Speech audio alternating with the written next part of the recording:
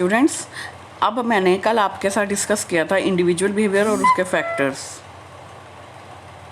ठीक है, आज हम करेंगे ग्रुप बिहेवियर। ग्रुप बिहेवियर क्या होता है कि एक इंसान जब किसी जगह काम करने जाता है तो वो कैसे बिहेव करता है। ग्रुप बिहेवियर तो वैसे कहीं पर भी हो सकता है। आप अपने स्कूल जाते हो, कॉलेज जाते हो, है ना, आपके दोस्त बनते हैं, आप चार जनों के बीच में बैठते हो, आप वहाँ पे कैसा बिहेव करते हो, that is group behaviour. But यहाँ पर हमने बात करनी है वर्क प्लेस की। तो वर्क प्लेस मतलब कि जहाँ वो जॉब करने गया है या जॉब कर रहा है, वहाँ पर वो कैसे बिहेव करेगा। एक तो था इंडिविजुअल बिहेवियर कि अकेले वो कैसे बिहेव करता है। एक ग्रुप बिहेवियर कि जब उसको चार जनों में बैठना उठना पड़ता है या काम करना पड़ता है तो वो कैसे बिहेव करता है। एक जो लोग ना आमतौर पे कहते हैं कि जब हम टीम वर्क में ग्रुप में काम करते हैं तो हमारी परफॉर्मेंस जो होती है वो ज़्यादा बढ़िया हो जाती है ओवरऑल एज़ कम्पेयर टू जब हम अकेले काम करते हैं। ठीक है ना।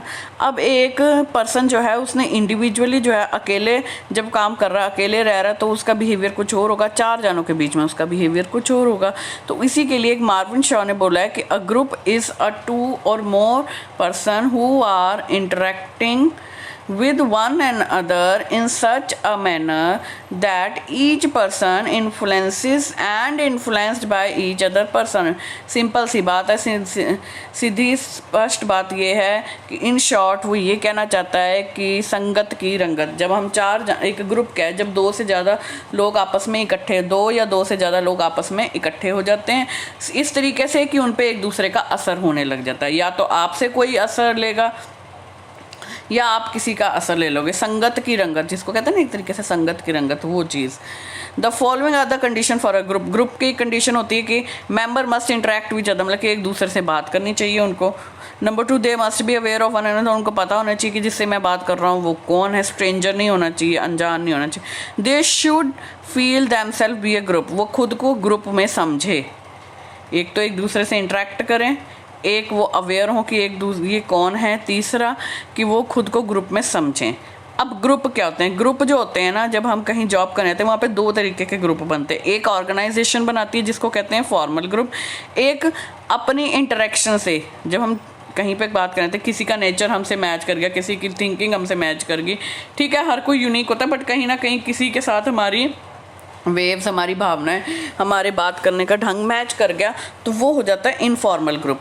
फॉर्मल ग्रुप जो ऑर्गेनाइजेशन बनाती है। Formal group are a part of organisation section. These follow authority and responsibility relationship and pattern of communication. ये क्या है? एक ऑर्गेनाइज स्ट्रक्चर का पार्ट है। इसमें क्या होता है? ये अथॉरिटी को फॉलो करते हैं, रिस्पॉन्सिबिलिटी रिलेशनशिप को फॉलो करते हैं और pattern of communication also defined. ये अथॉरिटी को फॉलो करते हैं, रिस्पॉन्सिबिलिटी रिलेशनशिप क्या उन्होंने क्या रिस्पॉन्सिबिलिटी निभानी है आपस में, और कम्युनिकेशन के पैटर्न को डिफाइन करते हैं। Member follow proper rules and regulation for the behaviour. Member जो है ऑब्वियसली ये अगर ऑर्गेनाइजेशन ने बनाया कि जैसे किसी को ये काम दे दिया कि ये वाले मैंने 4 टीचर्स इकट्ठे कर दिए हैं, इन्होंने ये ही काम करना है, तो वो उसमें कैसे अथॉरिटी को फॉलो करते हैं, अपनी रिस्पॉन्सिबिलिटी निभाते हैं, कम्युनिकेट करते हैं, रूल्स और रेगुलेशंस को मानते हैं। मतलब कि ये टोटली रूल्स रेगुलेशन के ऊपर, रिस्पॉन्सिबिलिटी के ऊपर है ये फॉर्मल ग्रुप। इसमें कौन कौन से काम आ जाते हैं? जैसे work group, task force, committee, quality team, है ना, काम करने के लिए फोर्स, किसी को टारगेट दे दिया गया वो करना है, किसी की कमेटी बना दी गई है कि जैसे आपने ये देखना है कि हाँ भाई ये कमेटी जो देखेगी कि वाकई में कोई रूल्स या फिर बच्चे कोई ऐसा काम तो नहीं कर रहे कि जिससे रूल्स रेगुलेशन टूट रहे हों। कोई कमेटी उनको ठीक करने के लिए, ठीक है, काउंसलिंग टीम बना दी गई है, काउंसलिंग कमेटी बना दी गई है कि अगर बच्चे अपने थोड़े पाथ से इधर उधर हो रहे हैं, चाहे पढ़ाई के मामले में चाहे किसी भी और मामले में, तो उनको समझाया जा सके। तो ये एक मैंने एग्जाम्पल दे। क्वालिटी टीम, स्पोर्ट्स की वर्क ग्रुप, टास्क फोर्स। जैसे अब स्पोर्ट्स होते हैं, स्पोर्ट्स के लिए भी कुछ टीचर्स की टीम बना दी जाती है जिनको नॉलेज होती है, तो वैसे वैसे आपके ग्रुप्स बने होते हैं। अब इनफॉर्मल ग्रुप क्या है? इनफॉर्मल ग्रुप क्या है कि जैसे मैं कहीं काम करने गई हूँ, वहाँ पे 20-30 टीचर्स और हैं काम करने वाले, उनके साथ सपोज करो मेरी 4 टीचर्स के साथ थिंकिंग मैच हो गई है, काम करने का ढंग मैच हो गया, या फिर कहीं ना कहीं हमारी कम्युनिकेशन मैच होगी या लव अफेक्शन या कुछ कॉमन चीज़ें मैच कर गई हैं, तो हमारा एक ग्रुप बन जाता है। वो होता है इनफॉर्मल ग्रुप। ये मैनेजमेंट नहीं बनाती, ये हम लोग खुद बनाते हैं। इसमें कोई रूल फॉलो नहीं होता, जैसे command and task group, interest and friendship group. जैसे कहते हैं ना कि ये 4 टीचर्स तो हमेशा इकट्ठे ही रहते हैं, है ना, ये 4 लोग ने तो, ये 4 जो बंदे हैं इन्होंने तो इकट्ठे ही रहना, जो मर्जी कर लो, वो चीज़ है ना। तो ये एक इनफॉर्मल ग्रुप होता है, इसमें ऑर्गेनाइजेशन का कोई रोल नहीं होता, ये इंडिविजुअल है।